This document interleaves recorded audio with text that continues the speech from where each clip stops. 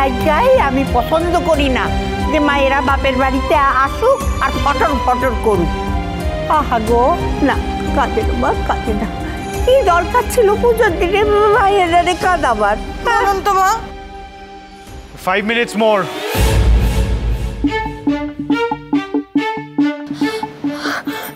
রিঙ্কি, ওই দেখো কংস মামা বলে দিয়েছে 5 minutes more। শোনো না, ওপরে যাওয়ার আগে না আমাদের স্নানটা সেরে যেতে হবে, বুঝলে তো? নইলে আবার কি কাজে ফাঁসিয়ে দেবে, তখন আমার কৃষের পুজোতেই আর আসা হবে না। আসছে।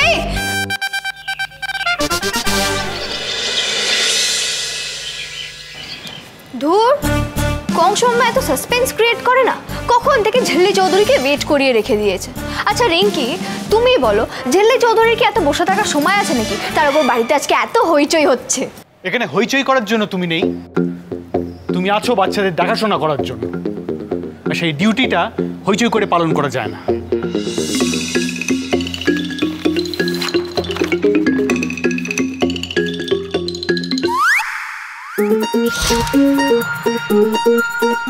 মাই গড রিঙ্কি, এই কংস মামা তো দেখছি বিরাট লেভেলের মাস্টার।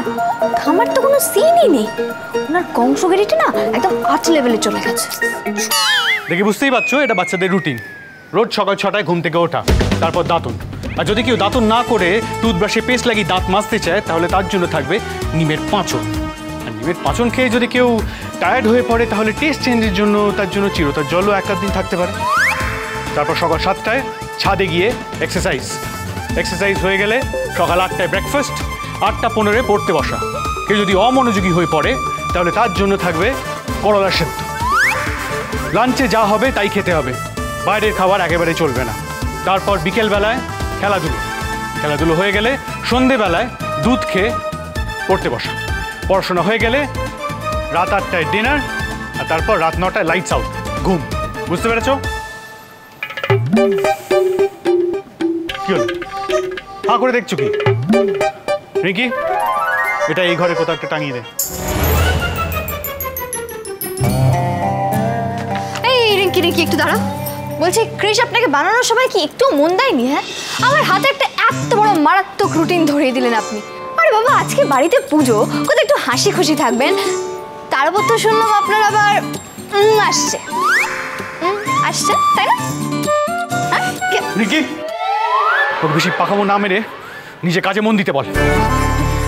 আর এই যে তোদের কি পুজো আচ্ছা কি সব আছে, এসব করে কাল থেকে যেন এই রুটিন মেনটেন হয়, মনে থাকে যেন সেটা। আর কি হচ্ছে?